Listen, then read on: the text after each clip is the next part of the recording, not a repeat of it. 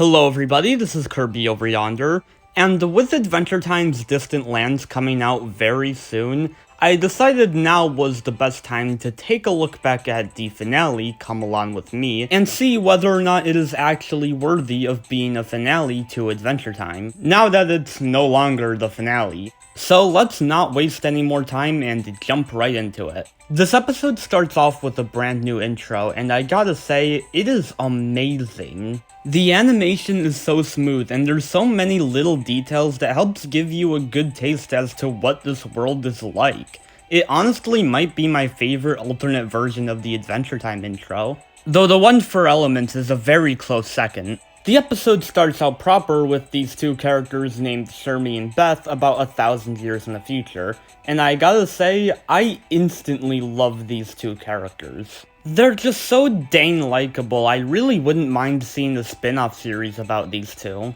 Anyways, they discover Finn's robot arm and decide to take it to the King of Ooh, who's also BMO. I'm not sure how BMO became the King of Ooh, but you know what, I buy it. And BMO's house is filled with so many references to older episodes.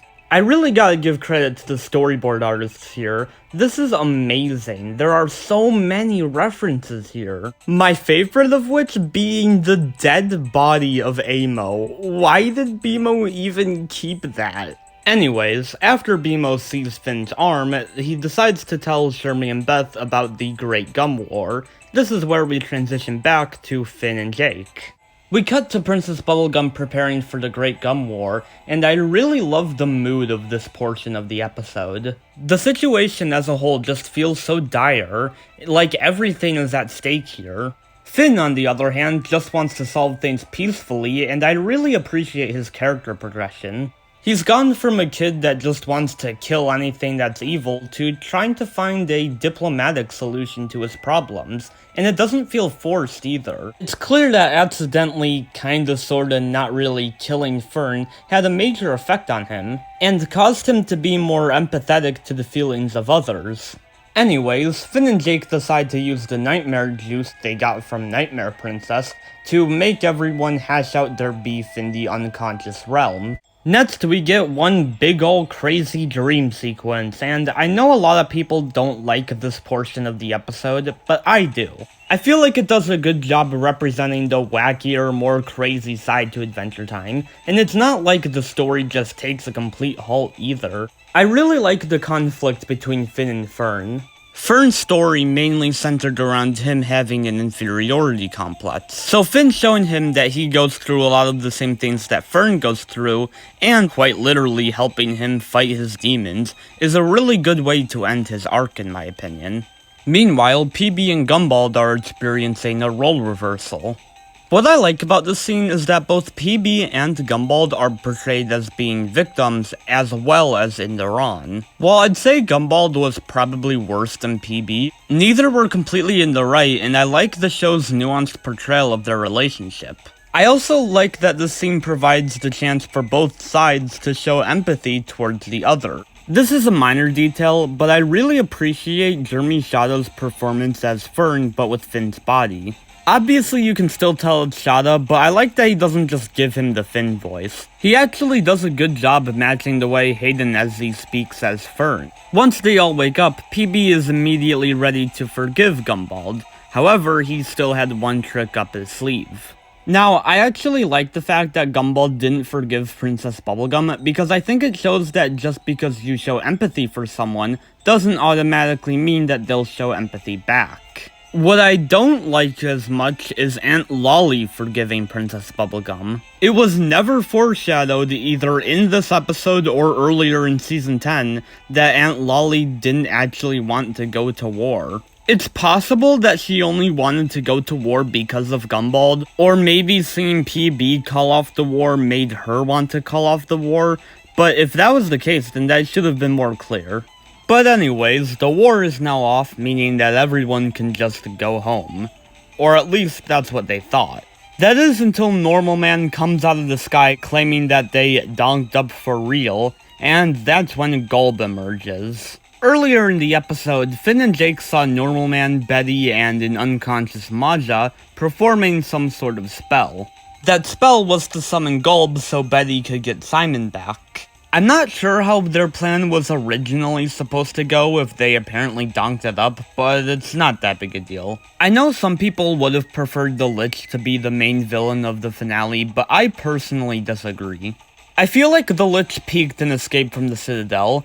His appearances after that, while not bad by any means, never really came close to how scary and intimidating he was in that episode. I feel like him appearing in the finale would have just felt like another Lich appearance. Plus, he was already defeated in Whispers, so it would have felt kind of redundant if he came back again. Meanwhile, Gulb had been foreshadowed quite a few times, so it would have felt kind of anticlimactic if he never actually did anything. I really like this flashback scene between Simon and Betty. Not only is it good exposition as to who Gulb even is, but it's also just a really cute and funny scene. One aspect of this finale that kinda disappointed me was that the Legion of Candy Kingdom haters ended up not doing anything. It would have been really cool to see them help fight Gulb, but instead most of them just kinda run away. And it makes that scene at the end of Gumbaldia feel kinda pointless. In addition to that, I feel like some characters, particularly Flame Princess and Huntress Wizard, sorta get the short end of the stick here. I wish they got more screen time.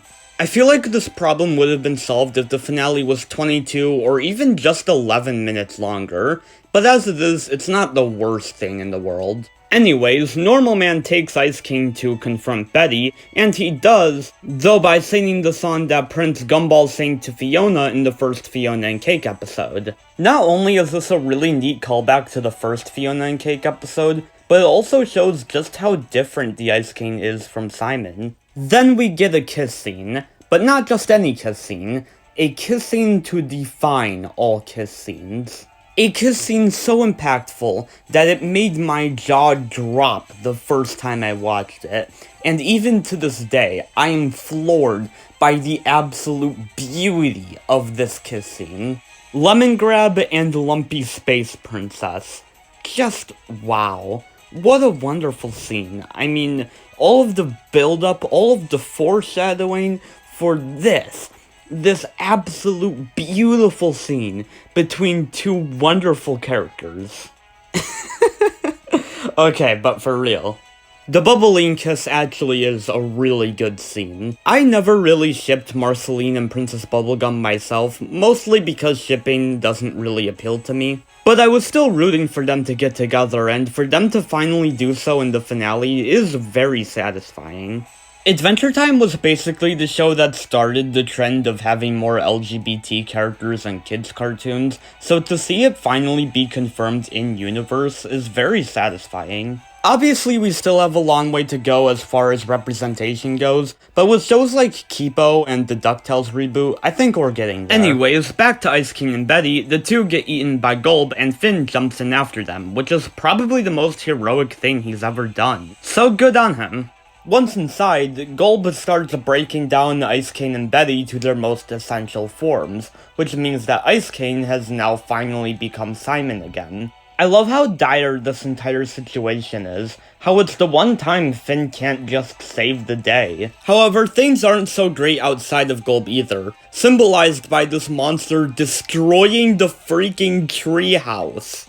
To see this place that Finn and Jake grew up in throughout the entire series get destroyed is just heartbreaking. And I love just how much emphasis is put on Jake's reaction, as it's basically the same reaction I had. But right after that, we get one of my favorite scenes in all of Adventure Time, right up there with the ending of I Remember You. Time Adventure is such a good song, and seeing BMO act like a parent to Jake for once is very heartwarming. I also want to refute a common argument I hear about this finale, that Gulb was defeated by the power of music.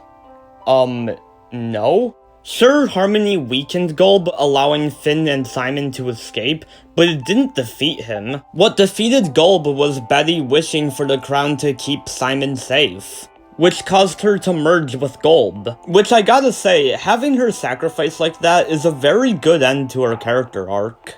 It's clear that Betty's obsession with Simon is not healthy in the slightest, and she's done some pretty awful things since she came to Ooh, including flat out being responsible for Golb. So I like that the show doesn't just let her off the hook.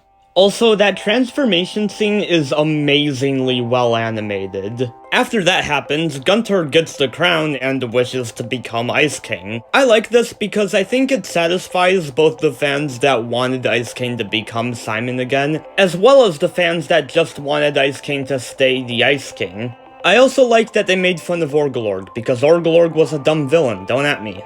After that, we get Fern's death scene, and I really like the way the scene was handled. It admittedly does have some I don't feel so good Mr. Stark vibes, but it's still a touching scene regardless. Although Fern's life wasn't very long, he died at peace, and that's the most important thing. Finn plants Fern seed where the tree fort used to be, and it becomes a big tree with the Finn sword stuck in it, symbolic of how Fern's legacy will always live on. I love the overall melancholy of this final scene as a whole. After having a very big, crazy, chaotic finale, it's nice to have just a little moment like this where the characters can just talk.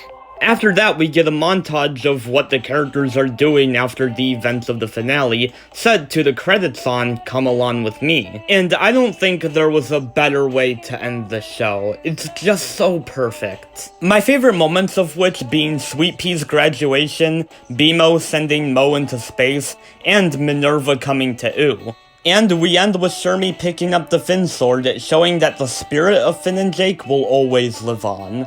Overall, Come Along With Me is an incredible finale. When I first saw it, I thought it was utterly perfect, and while I've noticed a couple of problems with it since then, I still think it's an absolute triumph. Most of the problems I do have with the finale are just things that they didn't do as opposed to things they actually did. The reason why I chose to talk about it now is because very soon it won't even be the finale anymore. And if Adventure Time is just gonna come back from the dead, then this finale better live up to Come Along With Me. The final episode of Distant Lands is called Together Again, and it's about Finn and Jake reuniting and going on some sort of quest. It's the one I'm most excited for, and simultaneously the one I'm most worried about. The relationship between Finn and Jake is one of my favorite aspects of Adventure Time, so while I'm glad Together Again does harken back to that dynamic, I am also a little worried about it. I don't want Together Again to do to Finn and Jake's relationship what Frost and Fire did to Finn and Flame Princess's relationship. It probably won't, but I'm a little worried it will. But anyways, please tell me how you feel about Come Along With Me and whether or not you're excited for Distant Lands in the comments. And stay safe, have a wonderful day, Kirby out.